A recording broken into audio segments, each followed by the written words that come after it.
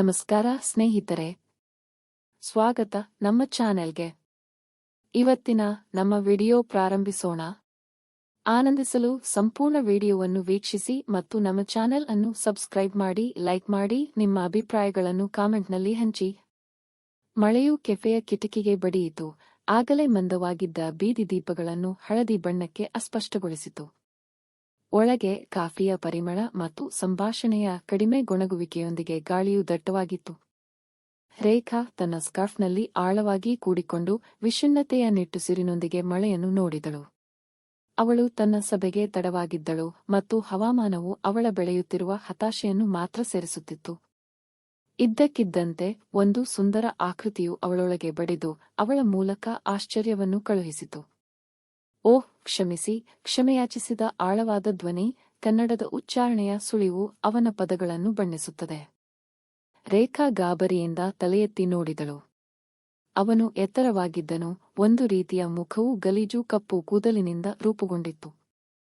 ಅವನ ದೇಹವು fitness freak ನಂತೆ ಹೊಂದಿಕೊಳ್ಳುತ್ತದೆ. ಅವನ ಕಣ್ಣುಗಳು ಬಿರುಗಾಳಿಯ ಸಮುದ್ರದ ಬಣ್ಣ, ಅನಿರೀಕ್ಷಿತ ಉಷ್ಣತೆಯನ್ನು ಹೊಂದಿದ್ದವು. ಚಿಂತೆಯಿಲ್ಲ, ಎಲ್ಲಾ ಸಮಯದಲ್ಲೂ ನಡೆಯುತ್ತದೆ, ಅವಳು ಸ್ವಲ್ಪ ಉಸಿರುಗಟ್ಟದೆ ಉತ್ತರಿಸಿದಳು. ಅವನು ತನ್ನನ್ನು ಆಕಾಶ್ ಎಂದು ಪರಿಚಯಿಸಿಕೊಂಡನು ಮತ್ತು ಇಕ್ಕಟ್ಟಾದ ಸ್ಥಳ ಮತ್ತು ಮಳೆಯ ಒತ್ತಾಯದ ಗುನುಗುನ ನಡುವೆಯೂ ಸಂಭಾಷಣೆಯು ಸುಲಭವಾಗಿ ಹರಿಯಿತು. ಅವರು ಹಳೆಯ ಚಲನಚಿತ್ರಗಳ ಮೇಲಿನ ಪ್ರೀತಿಯನ್ನು ಹಂಚಿಕೊಂಡಿದ್ದಾರೆ, ರಿಯಾಲಿಟಿ ಟಿವಿಗೆ ಪರಸ್ಪರ ತಿರಸ್ಕಾರವನ್ನು ಹೊಂದಿದ್ದಾರೆ ಮತ್ತು ಖ್ಯಾನಾಯದ ಸ್ಟೋರಿಟೆಲ್ಲಿಂಗ್ ಪ್ರೇಮಕತೆಗಳ ಬಗ್ಗೆ ಅವರ ಹಂಚಿಕೊಂಡ ಆಸಕ್ತಿಯ ಬಗ್ಗೆ ಆಶ್ಚರ್ಯಕರ ಸಂಪರ್ಕವನ್ನು ಕಂಡುಕೊಂಡರು. ಮಳೆ ಬಿಡುವ ಲಕ್ಷಣ ಕಾಣಿಸದ ಕಾರಣ ಆಕಾಶ್ ಅವರು ತಮ್ಮ ಪ್ರತ್ಯೇಕ ಯೋಜನೆಗಳನ್ನು ಮುಂದೂಡಲು ಮತ್ತು ತಿನ್ನಲು ಏನನ್ನಾದರೂ ಪಡೆದುಕೊಳ್ಳಲು ಸೂಚಿಸಿದರು. ರೇಖಾ ಆಕಾಶ್ನ ಬಗ್ಗೆ ವಿಚಿತ್ರವಾದ ಪ್ರೀತಿಯ ಭಾವನೆಯನ್ನು ಅನುಭವಿಸುತ್ತಾಳೆ ಮತ್ತು ಅವನೊಂದಿಗೆ ಹೆಚ್ಚು ಸಮಯ ಕಳೆಯಲು ಬಯಸುತ್ತಾಳೆ. ತಕ್ಷಣ ಒಪ್ಪಿಕೊಂಡಳು. ಅವರು ಸಣ್ಣ, ಸ್ನೇಹಶೀಲ ಭೋಜನವನ್ನು ಕಂಡುಕೊಂಡರು. ಒಲೆಯಿಂದ ಹೊರಸೂಸುವ ಉಷ್ಣತೆಯು ಹೊರಗಿನ ತಂಪಾದ ವಾತಾವರಣಕ್ಕೆ ಸ್ವಾಗತಾರ್ಹ ವ್ಯತಿರಿಕ್ತವಾಗಿದೆ. ಹಬೆಯಾಡುವ ಪಾಸ್ಟಾದ ತಟ್ಟೆಯ ಮೇಲೆ ಅವರು ಗಂಟೆಗಟ್ಟಲೆ ಮಾತನಾಡುತ್ತಿದ್ದರು. ಅವರ ನಗು ಬೆಳ್ಳಿಯ ಸಾಮಾನುಗಳ ಮೃದುವಾದ ಮಿನುಗುವಿಕೆಯೊಂದಿಗೆ ಬೆರೆಯುತ್ತಿತ್ತು. ರಾತ್ರಿಯಾಗುತ್ತಿದ್ದಂತೆ ಆಕಾಶ್ ಲಾಂಗ್ ಡ್ರೈವ್ ಮಾಡುವಂತೆ ಸೂಚಿಸಿದ. ರಸ್ತೆ ನಮ್ಮನ್ನು ಎಲ್ಲಿಗೆ ಕರೆದೊಯ್ಯುತ್ತದೆ ಎಂದು ನೋಡೋಣ ಎಂದು ಅವನು ತನ್ನ ಕಣ್ಣುಗಳಲ್ಲಿ ಚೇಷ್ಟೆಯ ಹೊಳಪಿನಿಂದ ಹೇಳಿದನು.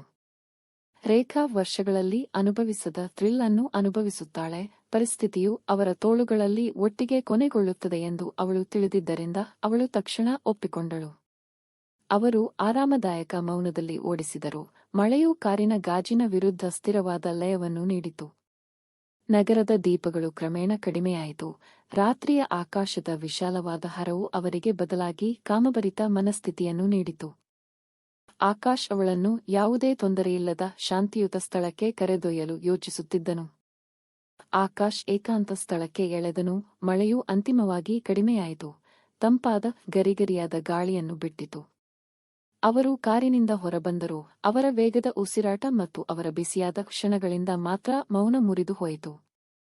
ನಕ್ಷತ್ರಗಳ ಕಾವಲು ನೋಟದ ಅಡಿಯಲ್ಲಿ ಅವರ ಸಂಭಾಷಣೆಯೂ ಆಳವಾಯಿತು, ಹೆಚ್ಚು ನಿಕಟ, ಹೆಚ್ಚು ವೈಯಕ್ತಿಕವಾಯಿತು.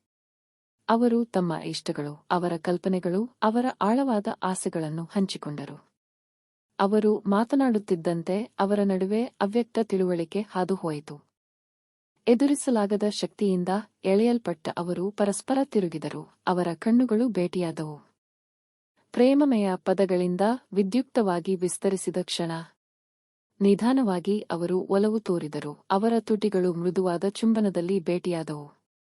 ಅವರ ಕೈಗಳು ಪರಸ್ಪರ ದೇಹವನ್ನು ಅನ್ವೇಷಿಸಲು ಪ್ರಾರಂಭಿಸಿದವು. ಅವರು ಚುಂಬಿಸಿದರು ಮತ್ತು ಬಿಗಿಯಾಗಿ ತಬ್ಬಿಕೊಂಡರು ಮತ್ತು ತಮ್ಮ ಉಸಿರನ್ನು ಬೆರೆಸಿದರು. ಅವರ ಬೆಚ್ಚನೆಯ ಭಾವನೆ, ಅವಳ ಕೈ ಅವನ ಬೆಚ್ಚಗಿನ ಭಾಗವನ್ನು ಭೇಟಿಯಾಯಿತು. ಇದು ಬಿರುಗಾಳಿಯ ರಾತ್ರಿಯ ಮಧ್ಯದಲ್ಲಿ ಬೆಸೆದಿರುವ ಸಂಬಂಧದ ಹಂಚಿಕೊಂಡ ಅನುಭವಗಳಿಂದ, ಆತ್ಮೀಯ ಆತ್ಮಗಳಿಂದ ಹುಟ್ಟಿದ ಮುತ್ತು. ರಾತ್ರಿಯ ಉಳಿದ ಭಾಗವು ಸ್ವಾಭಾವಿಕವಾಗಿ ತೆರೆದುಕೊಂಡಿತು. ಕದ್ದ ನೋಟಗಳ ಸ್ವರಮೇಳ, ಪಿಸುಮಾತು ಭರವಸೆಗಳು ಮತ್ತು ಭೌತಿಕತೆಯನ್ನು ಮೀರಿದ ಆಳವಾದ ಆತ್ಮೀಯತೆ.